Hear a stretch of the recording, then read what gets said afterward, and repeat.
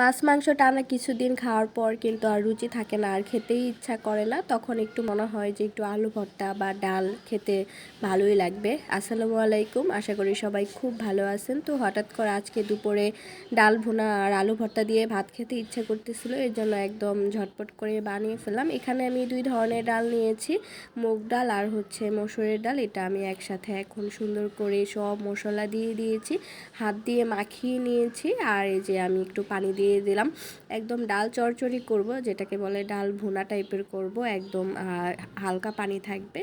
তো এই তো পানিটা কিন্তু অলমোস্ট শুকিয়ে গিয়েছে, আর ডালটাও সিদ্ধ হয়ে গিয়েছে। আর এখানে আমি 2টার মতো টমেটো দিয়েছি আর কাঁচামরিচও দিয়ে দিলাম। ঝালটা আমি অনেক কমই দিয়েছি এখানে, ডাল ভুনায় ঝাল হলে কিন্তু ভালো লাগে না আমার কাছে।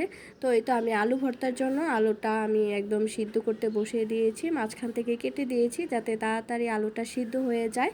তো এই তো হাত দিয়ে আমি মাখিয়ে নিয়েছি একদম গরম অবস্থায়, তাহলে কিন্তু আলুটা ভালোভাবে একদম মিশিয়ে যাবে। আর পরবর্তীতে ঠান্ডা হলে কিন্তু আলুটা একদম শক্ত শক্তই থাকবে।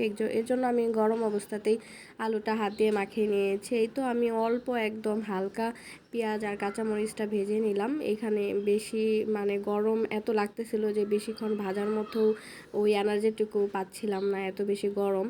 তো এই তো এখানে আমি ডালটা বাগার দিয়ে দিব। এখন এখানে বাগার দেওয়ার জন্য আমি বেশি করে রসুন কুচি দিয়েছি আর পেঁয়াজ কুচি, আর এখানে তেজপাতা আর একটু জিরা দিয়ে আমি বাগারটা দিয়ে দিলাম।